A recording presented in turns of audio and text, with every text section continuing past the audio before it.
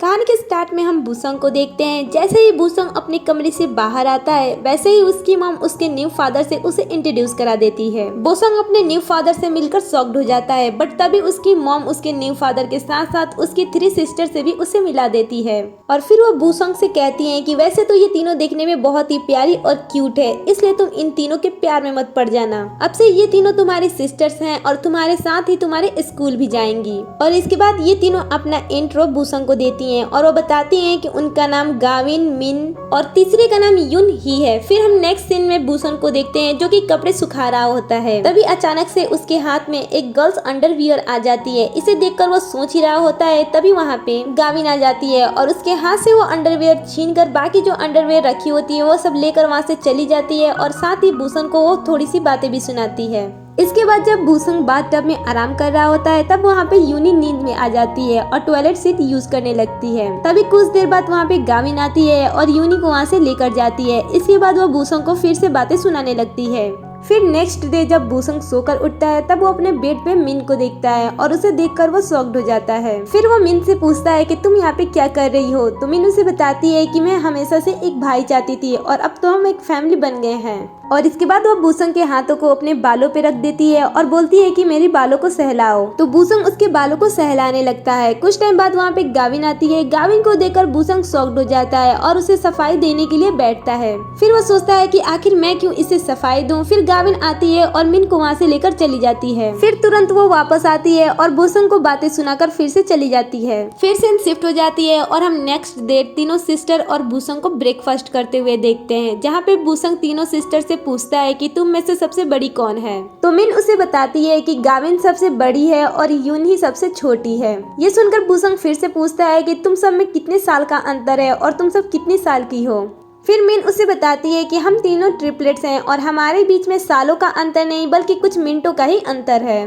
फिर बूसंग उन्हें बताता है कि मैं 19 ईयर का हूँ और हम सब अब एक परिवार की तरह रह रहे हैं, तो हमें एक साथ रहने के लिए कुछ रूल एंड रेगुलेशन को फॉलो करना चाहिए। हमें अपने बेडरूम, बाथरूम और कपड़ों को लेकर कुछ रूल्स बना लेना चाहिए। इस पे गाविन गुस्सा हो जाती है और बूसंग को बातें सुनाकर वहाँ से चली जाती है। फिर यूनी बूसंग को बताती है कि गाविन हमारी सबसे बड़ी बहन है और इसलिए वो हमें बच्चों की तरह ही ट्रीट करती है, इसलिए तुम उसकी किसी भी बात का बुरा मत मानना। इसके बाद हम बूसंग को स्कूल जाते हुए देखते हैं। तभी वो अपने मॉम और न्यू डैड को देखता है। वो उन्हें देखता है कि वो दोनों एक दूसरे के साथ बहुत ही ज्यादा खुश हैं। वो अपनी मॉम की खुशी को देखकर खुश हो जाता है। ये सारी चीजें ऐसे चलती रहती हैं। तभी बूसंग को एक दिन कॉल आता है। उसकी मॉम उसे बताती है कि हम अब्रॉड जा रहे हैं और हम इस समय फ्लाइट के अंदर हैं। इस पे बूसंग बोलता है कि क्या फ्लाइट के अंदर से कॉल करने की परमिशन दी जाती है। तभी बूसंग को किसी की रोने की आवाज आती है और उसकी मॉम बताती है कि ये फ्लाइट बहुत ही जल्द क्रैश होने वाली है क्योंकि इस फ्लाइट के इंजन फेल हो गया है। फिर वो बूसंग से बोलती है कि वो बूसंग से बहुत ही ज्यादा प्यार करती हैं। तभी प्लेन क्रैश हो जाती है और इस एक्सीडेंट में उन दोनों की मौत हो जाती है। इन दोनों के फ्यूनरल पे हमें पता चलता है कि अभी तक इन दोनों ने अपना मैरिज रजिस्टर नहीं करा है, इसलिए ये तीनों गर्ल्स और बूसंग भाई बहन नहीं हैं। ये बात जानकर गाविन कहती है कि अगर ऐसा है तो हम एक फैमिली नहीं है और हमें एक साथ नहीं रहना चाहिए। बूसंग कहता है कि तुम्हारे पास रहने की कोई जगह नहीं है, इसलिए अच्छा होगा कि तुम सब मेरे साथ ही रहो।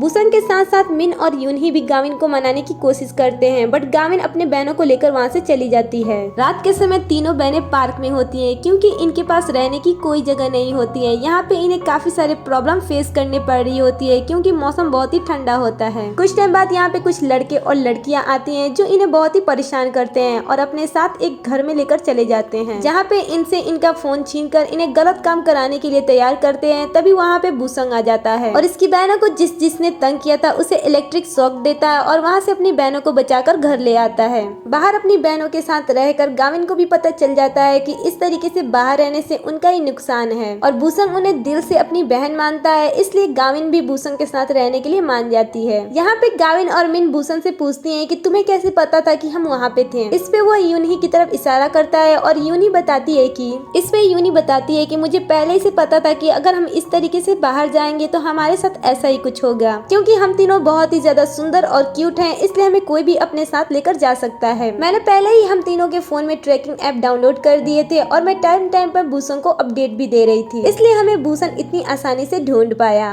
इस समय इन सब के बीच में सारे कंफ्यूजन दूर हो जाते हैं और ये चारों भाई बहन की तरह बहुत ही खुशी से रहने लगते हैं। इन चारों की लाइफ ऐसी चली रही होती है, तभी अचानक एक दिन इनके घर एक लड़की आती है। यूनी उस लड़की से पूछती है कि तुम कौन हो, तो वो लड़की बताती है कि क्या ये भूषण का घर है। तो यूनी बोलती है कि हाँ, ये भूषण का ही घर है और मैं भूषण की सिस्टर हूँ। तभी वहाँ पे भूषण अपनी दोनों बहनों से बातें करते हुए आता है और उस लड़की को देखकर शॉक्ड हो जाता है। तब वो लड़की बोलती है कि जितना मैं भूषण के बारे में जानती हूँ, मुझे पता है कि उसकी कोई भी सिस्टर नहीं है।